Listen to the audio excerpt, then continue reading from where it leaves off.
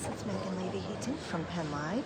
We are live from Northern York Regional Police Department, where a press conference about the shooting incident that took place yesterday in North Codorus Township is expected to take place momentarily. Among those scheduled to speak is PA Attorney General Dave Sunday and other York County officials and state police.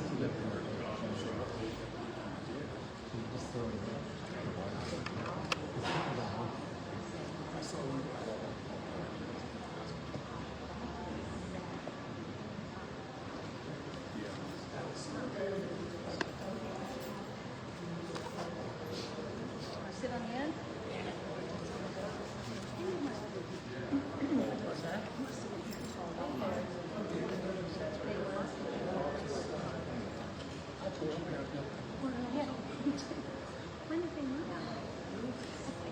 I just drove by it a week ago.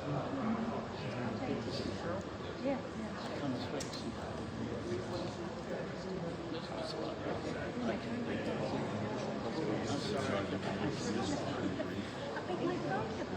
We're going to like Paulina now, he's driving the nuts. I think I talked to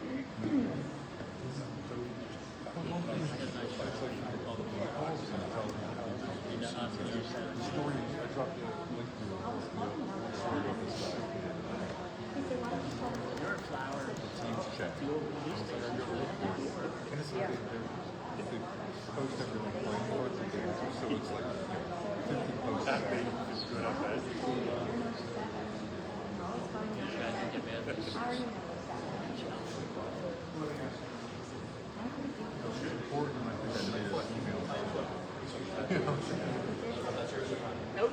Oh, okay. I just checked, make sure I went in your way. I might pop out just for a second.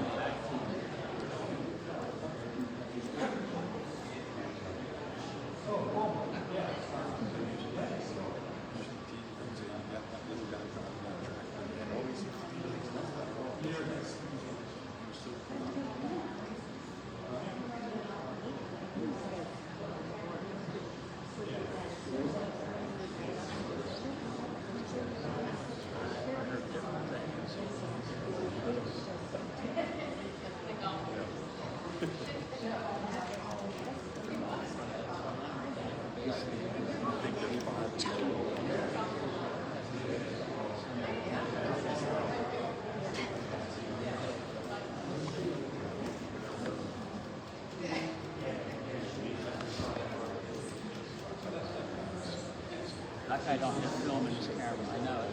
What's that? You don't have film in his camera. Joe Herman? Yeah. You know him? For about 30 years. Well, to make that joke. That's Kurt. I've known him for 3 years. Yeah. But I'm John, I won't put him on. Yeah, I know he does all the things. Photographed his daughter. Son or daughter graduated from high school. That's been a number of years ago. I had them from off, which was in Harrisburg. Yeah, you have a nice building where you're at.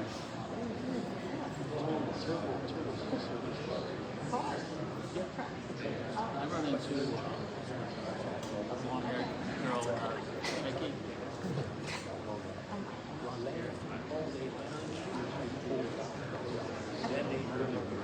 He said, front center, they said them all the time.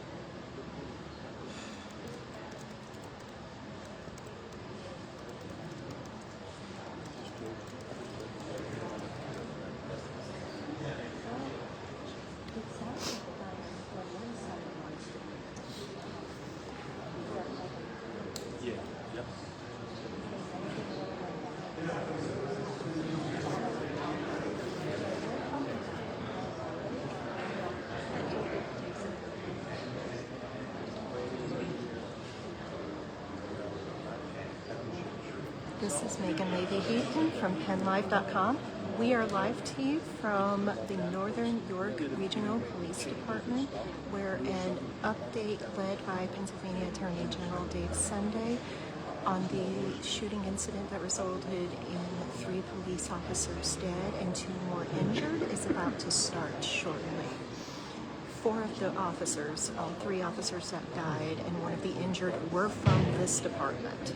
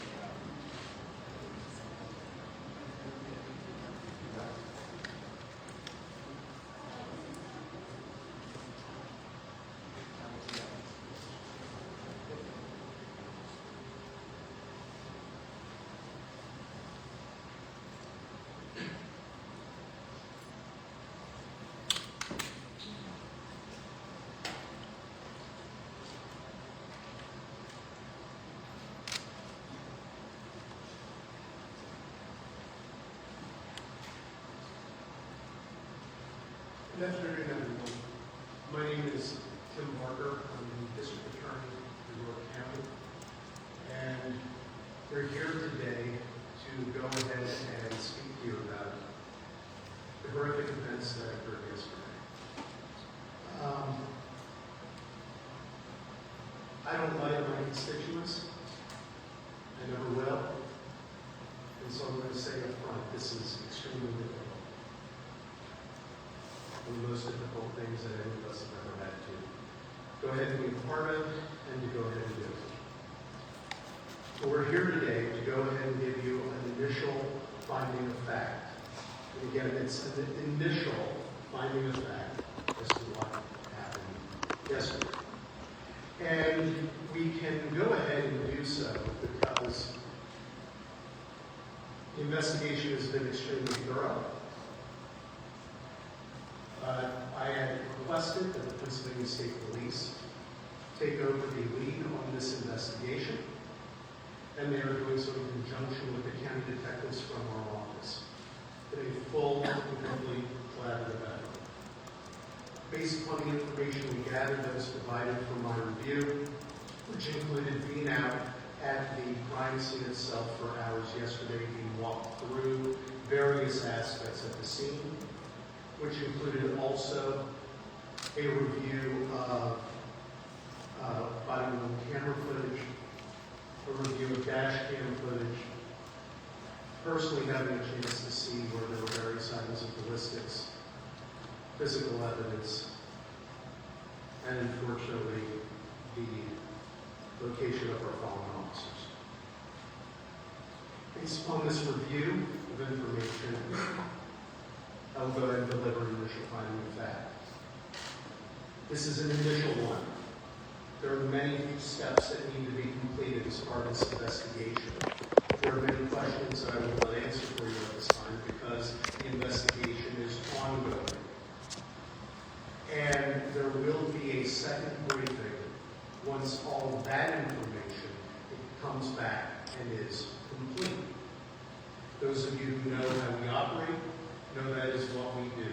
We speak with what we can, when we can, but we will not go ahead and state or confirm anything that would be remotely incomplete and not decisive.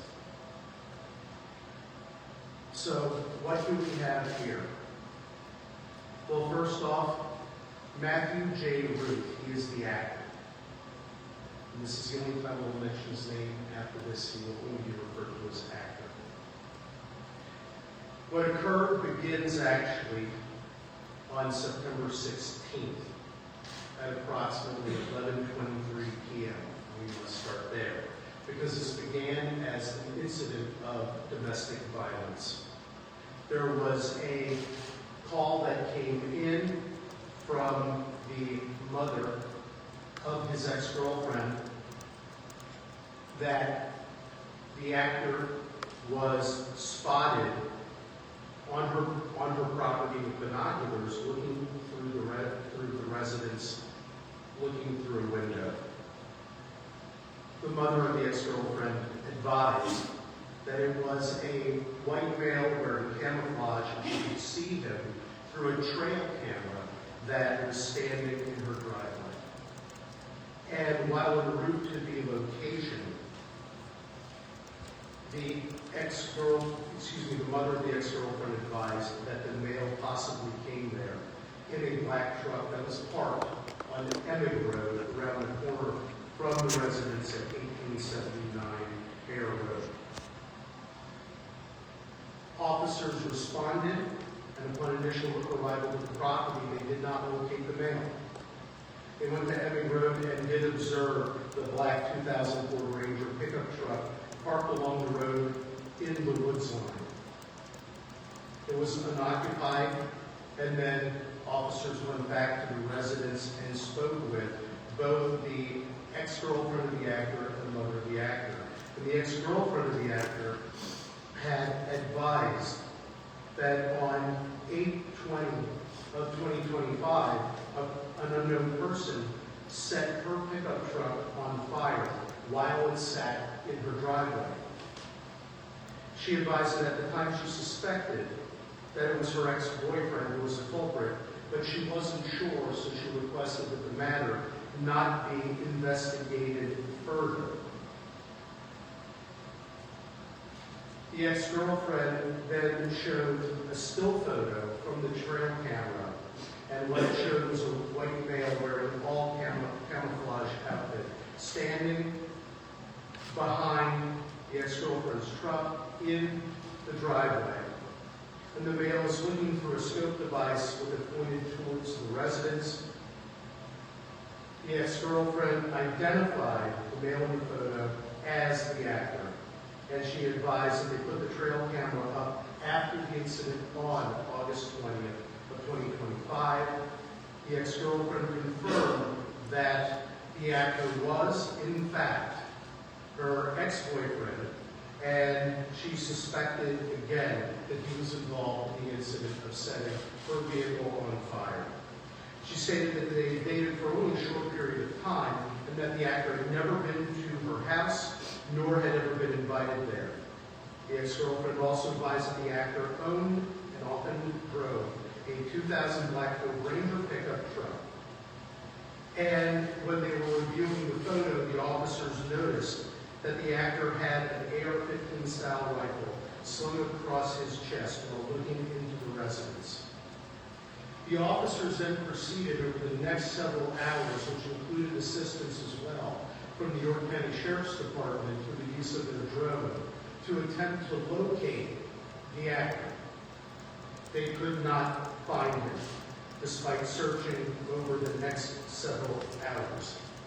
A warrant was sworn out for the actor's arrest, and the charges in that matter included stalking and loitering and prowling at night.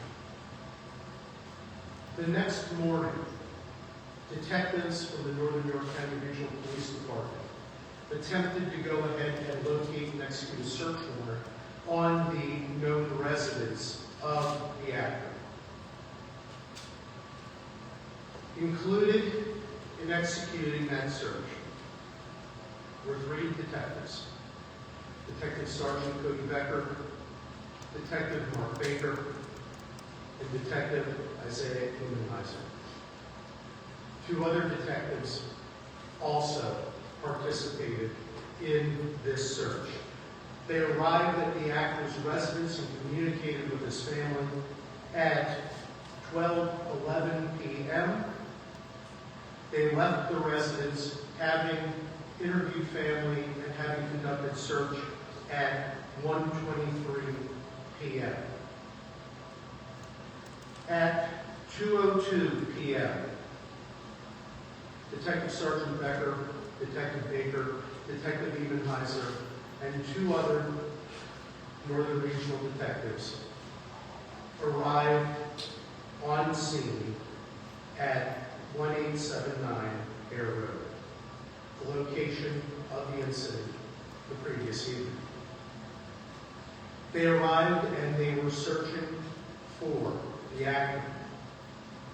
Also accompanying them to assist was a deputy sheriff from the York County Sheriff's Department to again assist with drone action and finding individuals through the usage of a drone. The search went on for the actor, which included various outbuildings, and the drone was being employed to also check neighboring fields. During the course of this search, detectives went to the front door of the residence. They arrived at the door at 2:08 p.m. The initial officer who went to the door was Detective Ebenheiser. Right behind him was Detective Baker. Following as well was Detective Sergeant Becker and another Northern York County Regional detective. Final detective remained behind as more of a perimeter view in looking out for the actor and securing the perimeter. Detective Ebenheiser discovered that the door was unlocked, having remembered that the door was left locked by the ex-girlfriend and mother who were not at the residence because they went somewhere else for their safety. They decided that they were going to go in. The door was opened, and upon immediately opening the door, the actor repeatedly fired at the officers with multiple rounds from an AR-15 style rifle with a suppressor, immediately striking Detective Baker, striking Detective Sergeant Becker, striking at Detective Ebenheiser, who he and the other Northern York County Regional detective who were there closest to the house, as they tried to go back for cover position. He repeatedly fired upon them. All 4 detectives went down.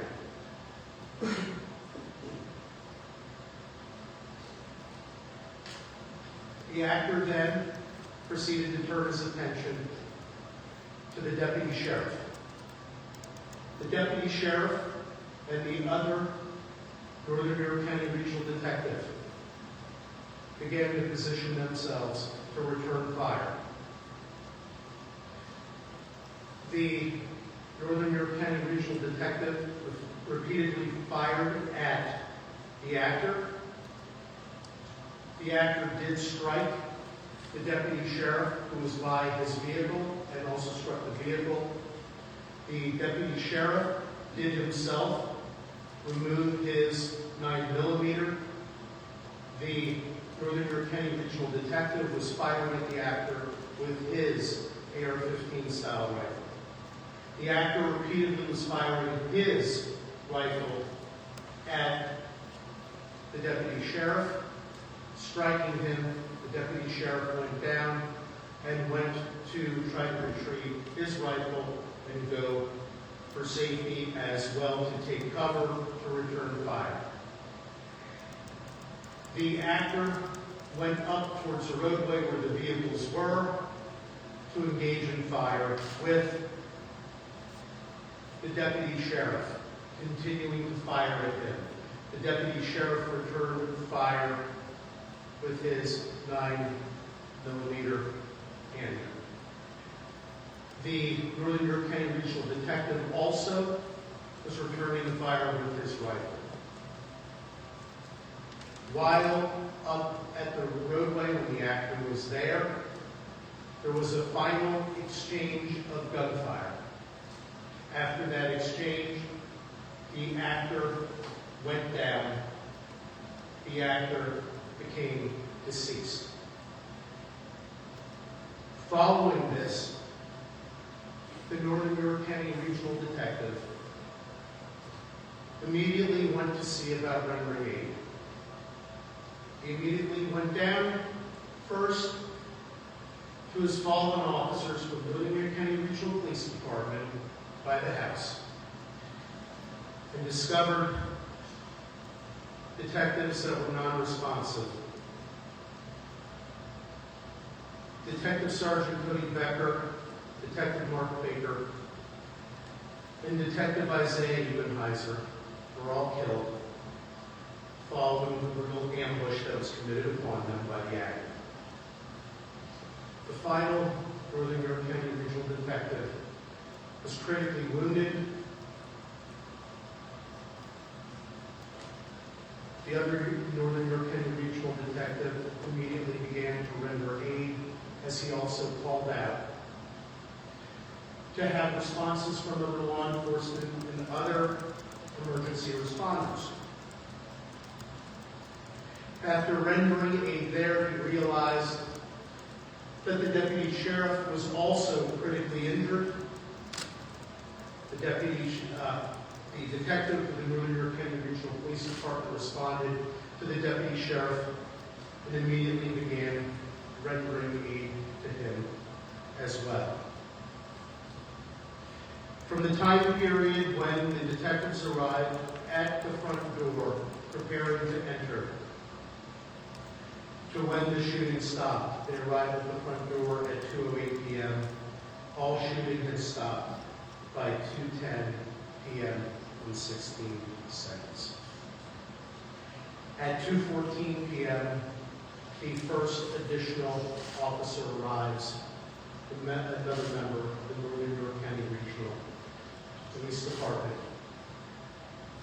The detective rendering aid to the deputy sheriff requests that the other Northern York County Regional officer go over and place handcuffs upon the actor, not knowing his full status at that point.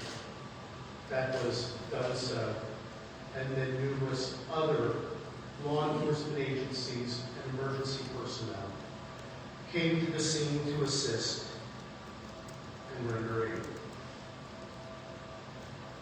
The Pennsylvania State Police, as mentioned previously, took over lead in the investigation, assisted by our county detectives. Numerous law enforcement agencies came to help to secure the scene, help with any rescue efforts. When I say numerous, I can't tell you how proud I am of every single law enforcement officer in this whole county. They all came from everywhere to be there, to help in any way they could. A search of the scene revealed numerous locations of various ballistics evidence that in a future briefing we will be able to catalog to go ahead and explain what it is following ballistics testing and following other information.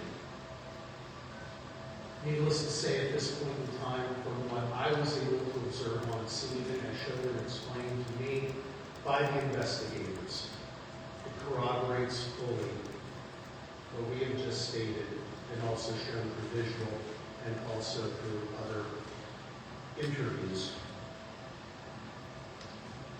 Inside the house, besides discovering the initial casings from where the actor began his barrage of murderous activity, they also discovered in the basement that he had killed the black Labrador that was owned by his ex-girlfriend's mother, shot one time. We are currently investigating further aspects of motive. So we will not speculate on the full profile of the actor. Numerous other search warrants have been executed. Other things are being analyzed. There is one motive, though, that is clear for everyone, and that is the hateful scourge of domestic violence. That is what brought us here. That is what brought law enforcement here. That is what started all the activity. The whole sequelae is there. And yes, thanks to the actions of the Northern York County Regional Police Department, supported by the York County Sheriff's Department, we have 2 lives of the residents there that are safe today. Let's make no mistake about it, and this I can conclude by all reasonable inferences from all information without speculation. Had they arrived home and not Northern Regional Police Department officers arrived, they would have been killed immediately by the actor. Again, that is not speculation. That is the absolute only reasonable inference from all actions. The detective from Northern Regional who was injured was of course rushed to York Hospital, as you all know, taken into surgeries. It's critical but stable. The same is for the deputy sheriff from the York County Sheriff's Department. We are very blessed and thankful that they are safe.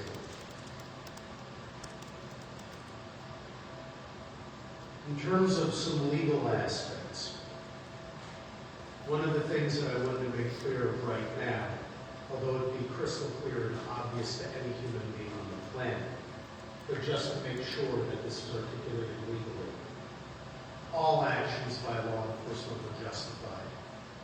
They weren't only justified, they were necessary.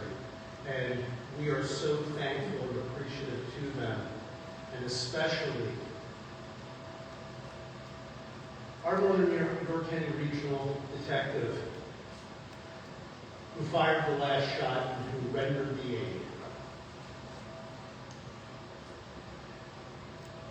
I can't imagine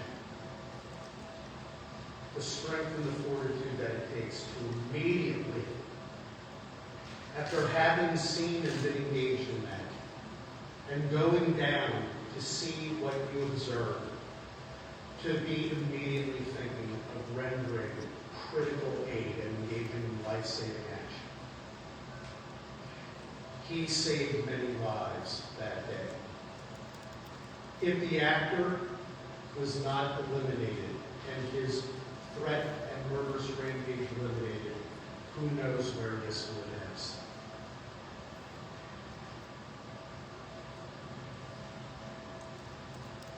Detective Sergeant Cody Becker, Detective Mark Baker, and Detective Isaiah Ebenheiser were all credits to law enforcement. I personally knew them very, very well. They were wonderful. They were mission-driven, and that day they continued their mission. Well, their mission is now complete. You kept the faith. You ran the race. You fought more than a good fight. You fought the critical fight for us. Job well done. Mission well served. And we will love you forever and all time. Final comment I want to make is about York County. This is my home. This is our home.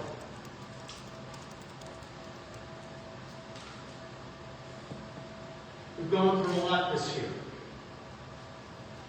We've been at podiums like this too many times. And when you go through that, when you go through these sorts of things, it can seem very, very dark and dire. and you can begin to lose faith and hope. And I'm going to tell you, last night, there were a lot of us feeling that way, and I personally was too. And then when I left the scene, I went over to the coroner's office and was in the procession. And we're going down the roadways, and all you saw all along those roadways were members of our community. And they were standing there in the rain for hours to watch our law enforcement standing there, the old, the young, families, children, waving American flags, waving flags and holding signs saying "Back the Blue," showing their love and appreciation for law enforcement. And all I can think is, there's the light. There's Christ's light that drives out Satan's darkness. We are a great community. We are a safe community. We are a loving community. We are there for each other, and we need to be together to be love and light. And we will demolish hate and darkness by doing so. And by God, with every fiber of our beings, we will do that. This county will always be there for our law enforcement. And our law enforcement will always be there to protect and serve you. God bless you, York County, all that you are, all that you stand for. And we are so proud to serve you every moment of every day. With that, I'm going to ask my dear friend Dave Sunday to speak. And before I do, I want to mention something special about him. Yes, he's our Attorney General, and yes, he was the former DA. But he plays a more critical role in our lives, in my life in particular. He's one of the best friends I have. And he came to the scene last night, not to be Attorney General, not to be a politician, not to even go ahead and be extra law enforcement. He came there at my request because we needed his friendship and love. And you know what in life? That's more important than anything else. More important than calling him my former colleague, my former boss, and our Attorney General. I call him my friend. So, my friend, if you'd like to say a couple of words.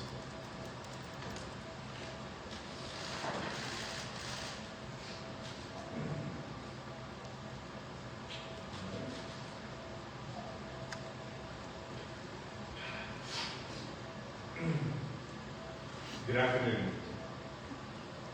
After tragedies like this, we often look for reasons to explain unreasonable and unexplainable events. But oftentimes none come. Yesterday, 3 families received a call that law enforcement families fear each and every single day. They may not always talk about it or acknowledge it, but that fear is always there and very, very real. The fear that their father or their mother, husband or wife, beloved partner, will not be returning home. I pray for the families who are dealing with unfathomable loss. And our hearts remain with the 2 families who received a call about their loved ones being seriously injured.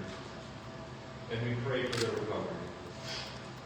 This law enforcement community needs us right now. These families need us. The police departments, York County and the Commonwealth needs everyone to respond with grace, with love, with support, and yes, prayer. Police officers do not ask for awards, accolades, or attention.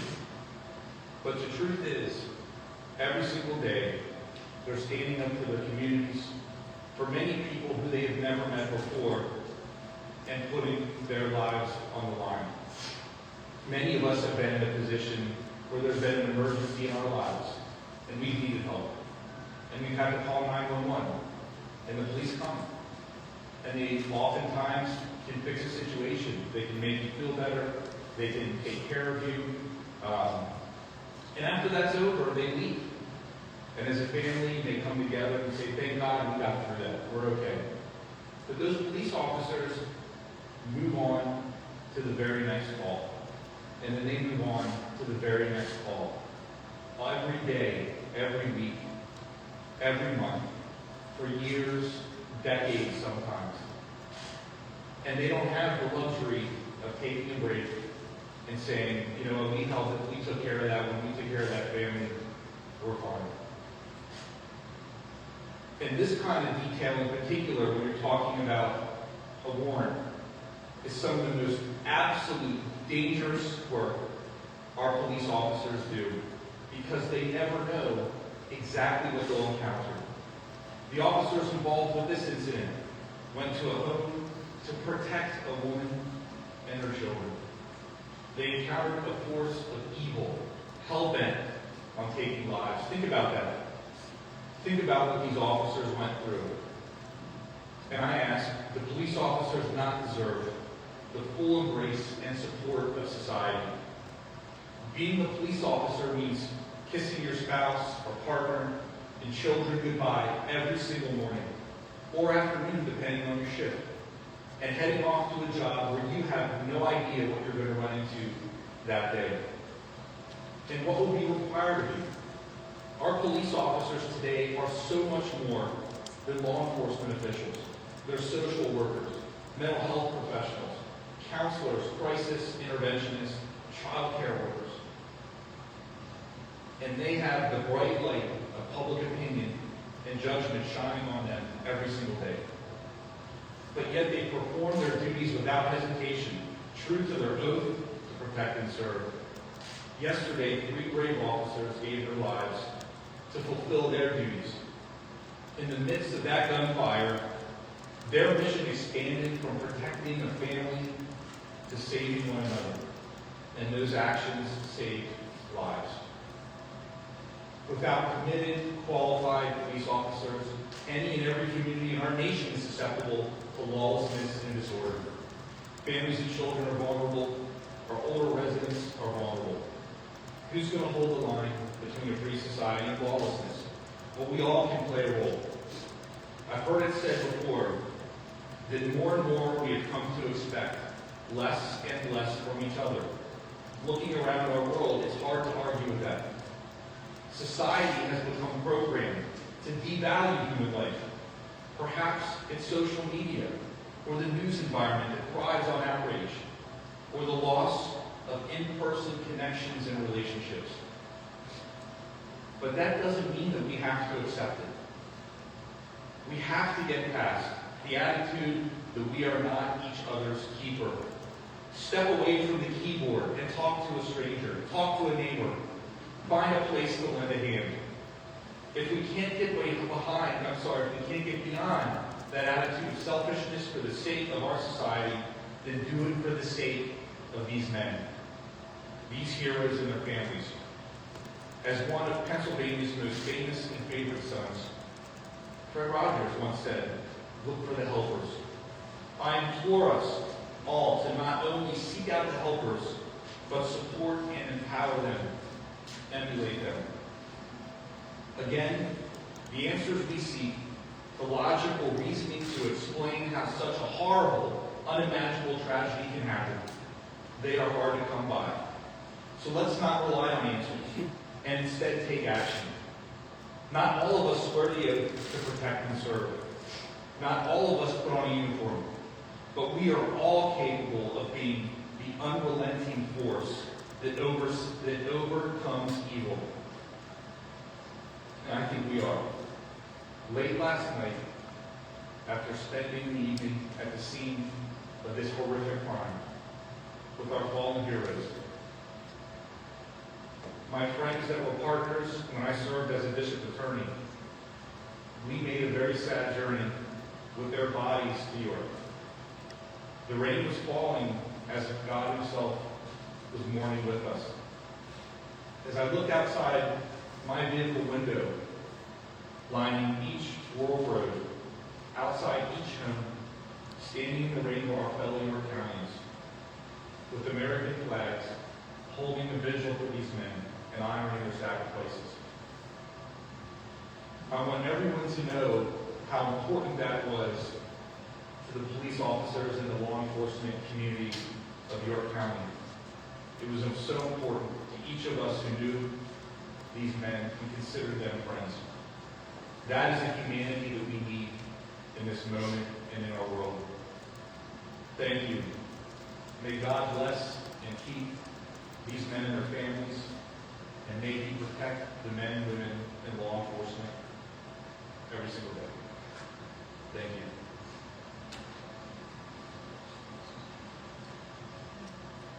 Pennsylvania State Police Commissioner Chris Harris. I would just simply like to say, again, on behalf of Pennsylvania State Police, we stand with law enforcement in York County and all across the Commonwealth.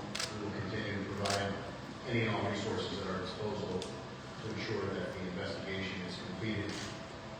The District Attorney here in York County, our Attorney General, as well as the Northern New York County Regional Police Department and the York County Sheriff's Department, I will say, from a perspective of the police executive, they are a credit to law enforcement, the diligence with which they carried out this investigation from its onset, and the way that they doggedly and methodically did what they had to do in order to preserve life and seek justice is something that all people in York County and all people across the Commonwealth should be very proud of. So we continue to support law enforcement services here.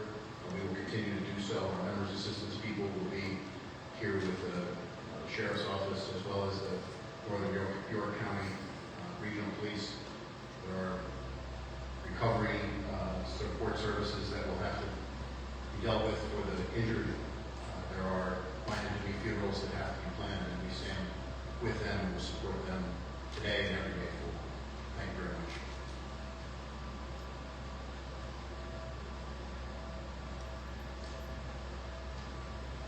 I stand here today to tell you the obvious.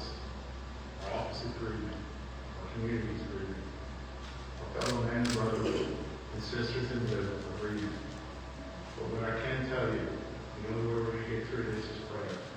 The support, the overwhelming support from our community, our law enforcement brothers and sisters, helps us to get through this. What I've asked you to do is pray for my fellow colleague, Dave Lash. 3 of those men made the ultimate sacrifice. And our condolences go out to you and your family members and to your support staff, because truly without them, we are nothing. They support us every day. I see them over there grieving. I would ask you to go home and pray. And with God's grace, we'll get through this. And pray for one of my officers that are now in surgery comes through. Appreciate the public support. Thank you.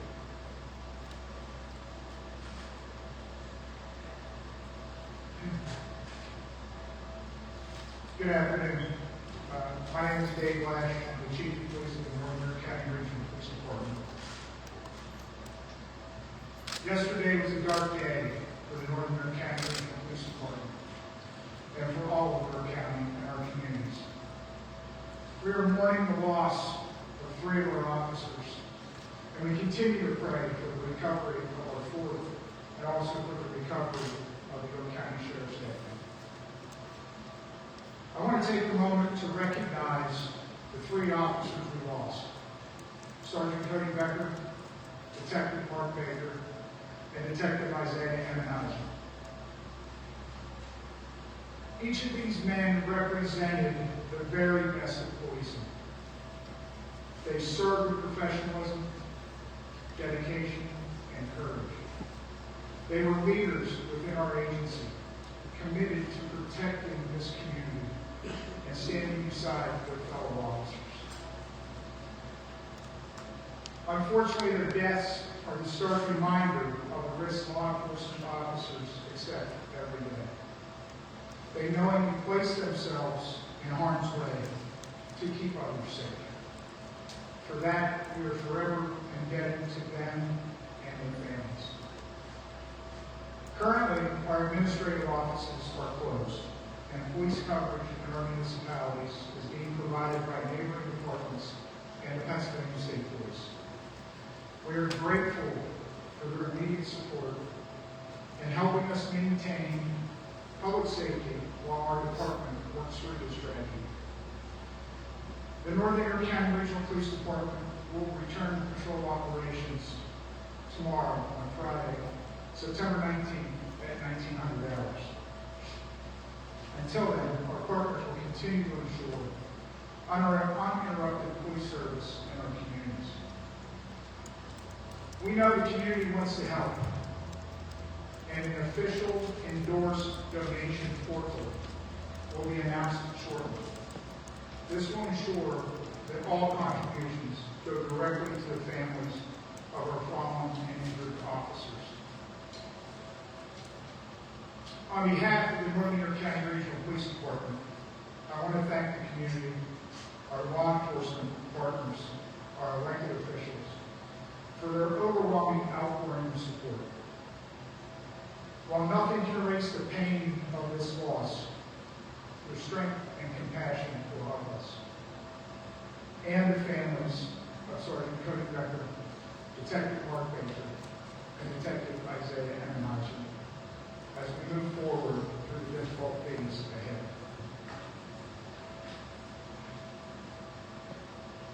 Thank you.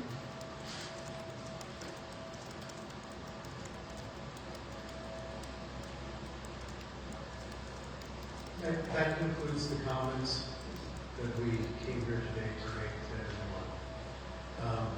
I will be willing to take just a couple of questions, and the reason why I say that, those of you who are familiar with what we do in the circumstances, there will be a complete and full briefing in the future when the investigation is complete. There are many questions that we will not answer today because there is testing that is occurring. There is still information being reviewed and gathered, and we will not make speculative comments in that way. But we will answer a couple when we know. Yes, sir. Do you know, is it legally required with the AR-15? How do you require the AR-15? Do you know how many rounds you fire for the AR-15 in that 7-minute period? So we do have, so I'll say it this way, we do know what the background is that we are checking on for his ballistics purchases. That's part of the ongoing investigation. And we will be revealing that in the future as part of the briefing as his details are coming in. Second aspect, if you're wondering, is he a person not to possess a firearm? Based upon our information, we could not find any prior criminal convictions that would go ahead and make him a person not to possess a firearm. Regarding any issues with the quantity of ballistics, the only thing that I'll say at this time, the count is being done, but you have to go ahead and determine from which firearm something was discharged. There are methodologies for doing that. We are engaging in those ballistics aspects. So at this time, the only thing I would say generally is he fired many and multiple rounds, because to go more specific would lead to a misstatement of fact that I will not do. Were any other weapons found inside search of his home, and who was he living with in that home?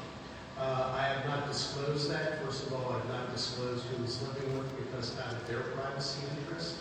Second, all of the aspects of the secondary search that is ongoing, those items are being cataloged and are being reviewed.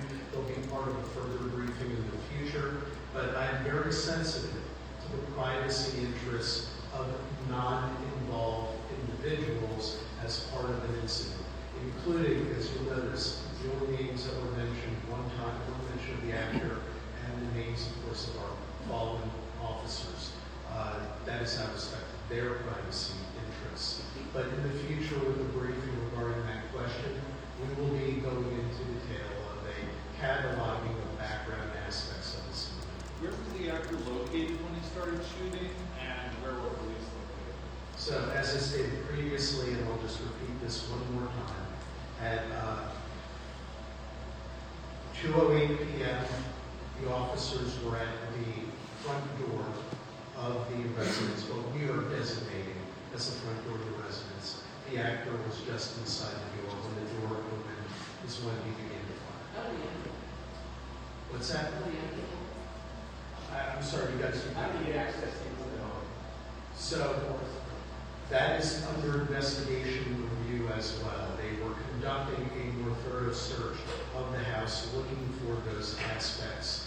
One thing we do know about him from what we were able to reveal at this point with full confidence and certainty is he carefully surveilled the entire residence and the outbuilding areas. So what methodology he used is still under investigation. To gaining access at this point in time, the only thing with 100% certainty that is appropriate for me to state is he did in fact gain access, had been inside, was armed, and did discharge his firearm from inside of there, and in fact also killed, like I mentioned, a family dog. Sir, can you tell how long before 2:08 he may have been in the house? So the only thing I will say at this point, we know he was in the house before 2:02 p.m. We know that he was not at his residence as of the police leaving at 1:23 p.m. In terms of the actually being inside the residence, from where he found fatal shots of his ex-girlfriend and her mother at that residence, that is still under investigation to see if we have clues of a tighter timeline than when police left in the early morning hours of the previous evening to the time of 2:02 p.m. The fifth officer, I take it he was not harmed in any way, and to put a finer point on it, you believe that he fired a fatal shot that killed the suspect, is that correct? So what I would say at this point, first of all, he did not suffer injury, physical injury he did not suffer. The trauma of an incident like this is unimaginable, but he did not suffer physical injury. Concerning the exact room locations, ballistic aspects, all the things that will go into those evaluations, the reason why I do not want to comment on any of those matters at this time is, first of all, we have autopsies that are pending. They're occurring Friday and Saturday. There will be autopsy reports. And then there will be ballistic reviews. And I want to make sure that the next time I come before you, that I am able to state definitively what the order and aspects of the shots were from which weapon. So accordingly, that's why I am being resistant at this time. My statement of justification is blanket for every member of law enforcement, regardless what, where, whom, every single one of them, every action they took was 100% justified. But the specifics will be coming. But I must have those aspects of the investigation. Have you ruled out that it could be self-inflicted? What I've done at this time is I'm waiting to go ahead and hear every aspect of the ballistics. There are many things that I do know. I do not commit to anything without having all information.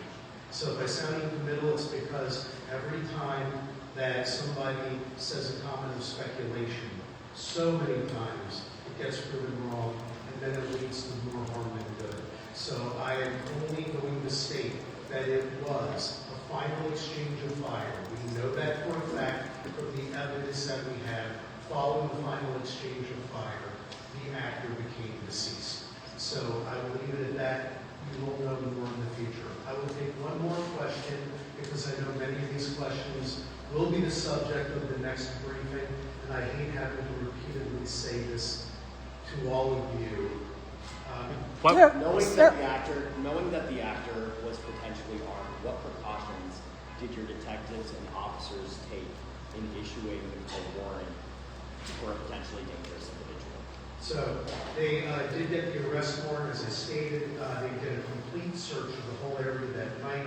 They went over to the actor's home the next day. They made sure that the township police department of the area where we live, that they were alerted. And these are plainclothes detectives, but they also do wear their bulletproof vests. They were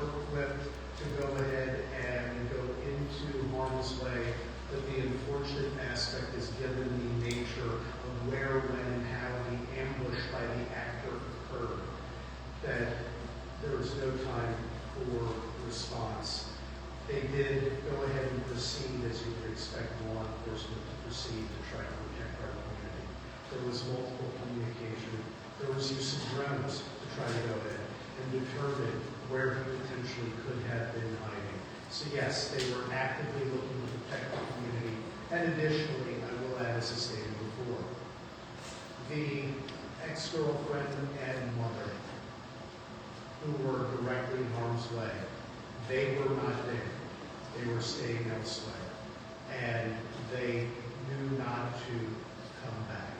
And it was law enforcement who were the ones that went. It was our detectives from the American Region and our sheriff's deputy who went to make sure and see if they could provide ultimate safety. And rather than being able to provide ultimate safety, they wound up having to provide ultimate sacrifice. Aside from a car fire, potentially, were there any other threats made to this woman or her family that you're aware of? I'm not going to go into anything beyond what was the previous affidavit of probable cause for which I was citing that contained the stalking allegations. There are further aspects of interviews that continue to be developed, but that's the last, that is the last part of information I want to stick to from that aspect for right now. What is known to find a public record, because it's very important to do so at this occasion. Thank you all very much for being here. Chief, could you spell the names of the slain officers, please, and their ages